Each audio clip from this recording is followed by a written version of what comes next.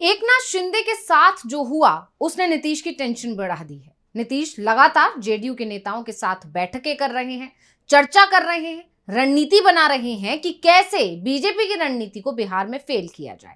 यानी नीतीश का ध्यान सिर्फ इस पर है कि अगर बिहार में एनडीए की सरकार बनी तो बीजेपी उन्हें सीएम बनाएगी या नहीं, जबकि बीजेपी का प्लान तो इससे कहीं आगे का है।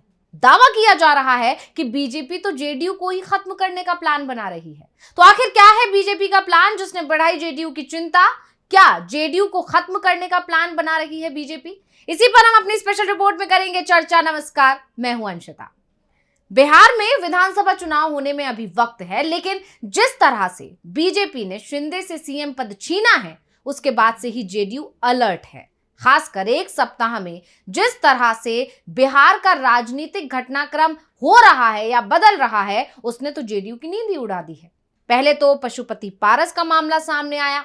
उन्होंने लगभग 243 सीटों पर ऐलान कर दिया चुनाव लड़ने का। लेकिन जेडीयू नेताओं का कहना है कि अगर 2020 वाला खेल करने की कोशिश की गई, यानी जैसे 2020 में चिराग पासवान के सहारे बीजेपी ने नीतीश की पार्टी को कमजोर किया था, वैसा ही काम अगर पशुपति पारस 2025 में करेंगे तो ये बीजेपी की बड़ी भूल होगी। यानी पशुपति पारस वैसा नहीं कर पाएंगे जैसा कि चिराग पासवान ने किया था, क्योंकि जेडीयू नेताओं का मानना है कि चिराग की पासवान समुदाय में जबरदस्त पकड़ है। इसे लेकर नीतीश कुमार भी मानते हैं, लेकिन पशुपति पारस की पकड़ उतनी नहीं है। अगर पशुपति पारस के उम्मीदवार चुनाव लड़ते भी हैं तो जेडीयू को कोई बड़ा नुकसान नहीं होगा। लेकिन बीजेपी के लिए चिंता बढ़ाने की दूसरी खबर अब सामने आ रही है। तो नीतीश कुमार के कट्टर विरोधी को अब पीएम मोदी अपनी सरकार में मंत्री बनाने की तैयारी कर रहे हैं, जिसके बाद से ही जेडीयू में नाराजगी दिखाई दे रही है। और दावा तो यहां तक किया जा रहा है कि इस खबर के आने के बाद से जेडीयू के अंदर एनडीए छोड़ने तक की बातें होने लगी हैं।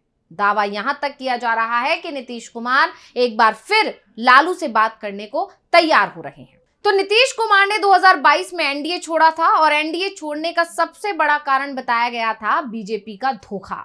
जेडीयू की तरफ से बीजेपी पर दो बड़े आरोप लगाए गए थे। पहला तो यह था कि 2020 में बीजेपी ने जेडीयू को कमजोर करने के लिए ही चिराग पासवान का इस्तेमाल किया। चिराग खुद तो कमजोर हुए, लेकिन उन्होंने जेडीयू को भी नुकसान पहुंचाया, जिसके चलते 20 साल में पहली बार ऐसा हुआ कि जेडीयू यानी कि जनता दल यूनाइटेड बिहार में तीसरे नंबर की पार्टी बन गई।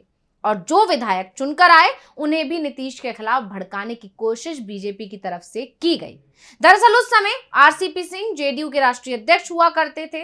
आरसीपी सिंह को नीतीश ने बीजेपी हाईकमान से बातचीत करने के अधिकार दे दिए थे। उन्हें बीजेपी हाईकमान से बात करके जेडीयू के लिए केंद्र में 3 मंत्री पद की डिमांड करने को कहा गया था, लेकिन बीजेपी की तरफ से एक कैबिनेट मंत्री पद का ऑफर दिया गया और आरसीपी सिंह ने वो मंत्रालय खुद के लिए रख लिया। यानी कि आरसीपी सिंह खुद केंद्र में मंत्री बन गए, जिससे नाराज नीतीश कुमार ने पहले तो आरसीपी सिंह से राष्ट्रीय अध्यक्ष पद छीना, फिर राज्यसभा का जब उनका कार्यकाल समाप्त हुआ तो उन्हें फिर से राज्यसभा भी नहीं भेजा। इसके चलते उनका जो मंत्री पद था वो चला गया।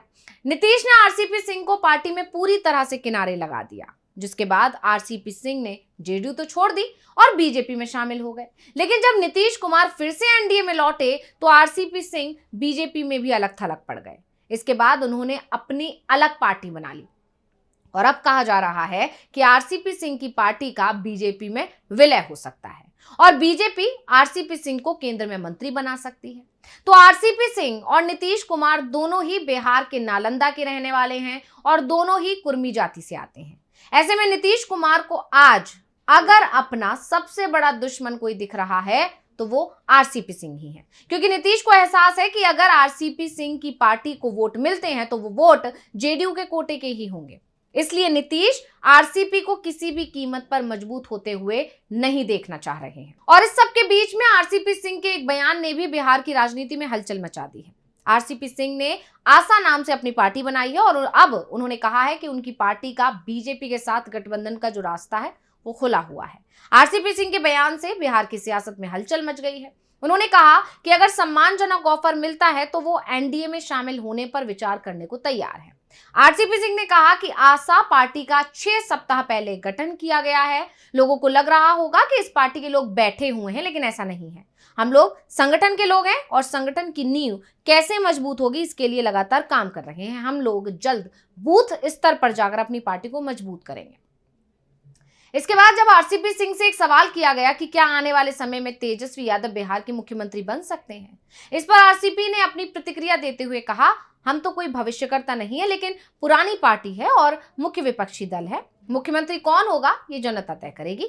मुख्यमंत्री नीतीश कुमार की यात्रा पर भी उन्होंने तंज कस दी। उन्होंने तंज कसते हुए कहा कि यात्रा तो लोग कभी कभी करते हैं, नीतीश बाबू तो इतने वर्षों से बिहार के मुख्यमंत्री हैं। हम मानते हैं कि मुख्यमंत्री नीतीश बाबू ने महिलाओं के लिए काम किया है और जो काम किए हैं उसमें और काम करने की गुंजाइश है। मुख्यमंत्री को यात्रा की क्या जरूरत है, मुख्यमंत्री तो हमेशा दौरे पर जाते रहते हैं, पदाधिकारी से बातचीत करते रहते हैं। यात्रा पर तो वो जाते हैं जिनको कुछ पता नहीं रहता है, और आप तो 20 सालों से मुख्यमंत्री हैं, आपको यात्रा करने की क्या जरूरत है। आरसीपी सिंह ने एक तरह से नीतीश को लेकर नरमी के संकेत भी दिए हैं, लेकिन नीतीश को एहसास है कि आरसीपी सिंह अगर मजबूत होते हैं तो सबसे बड़ा संकट उनके सामने ही खड़ा होने वाला है। और यह भी साफ है कि अगर बीजेपी को नहीं रोका गया और आशा पार्टी एनडीए में आ जाती है तो आरसीपी सिंह को मोदी सरकार में मंत्री पद दिया जा सकता है, और बीजेपी पर जो आरोप 2022 में जेडीयू की तरफ से लगाए गए थे वो एक बार फिर से सच होते हुए दिखाई दे सकते हैं। 2022 में तो नीतीश कुमार समय रहते संभल गए थे और उन्होंने बीजेपी की रणनीति को फेल भी कर दिया था, लेकिन इस बार जो हालात बनते दिख रहे हैं उसमें नीतीश कुमार की मुश्किलें बढ़ती दिख रही हैं। दरअसल ये कहा जा रहा है कि इस बार बीजेपी बेहद सधी हुई चालें चल रही है। जिस तरह से महाराष्ट्र में एकनाथ शिंदे को झुकाने के लिए बीजेपी ने अजीत पवार का इस्तेमाल किया था, उसी तरह से नीतीश कुमार के खिलाफ बीजेपी इस बार चिराग पासवान और आरसीपी सिंह का इस्तेमाल करने की तैयारी में जुटी हुई है, जिसके बाद जेडीयू के नेता भी सतर्क हो गए हैं। दावा किया जा रहा है कि जेडीयू ने अब विकल्पों की तलाश शुरू कर दी है। लालू यादव से नीतीश कुमार की बातचीत की खबरें लगातार सामने आ रही हैं और चर्चा है कि नीतीश कुमार एक बार फिर से पाला बदलने की तैयारी कर रहे हैं। अगर नीतीश कुमार पाला बदलते हैं तो पहला तो एनडीए की सरकार बिहार से चली जाएगी और दूसरा केंद्र में मोदी सरकार पर संकट के बादल मंडराने लगेंगे, और तीसरा बिहार में विधानसभा को भंग करके नीतीश कुमार तुरंत ही चुनाव का ऐलान भी करा सकते हैं, जिससे बीजेपी को कोई मौका नहीं मिलेगा।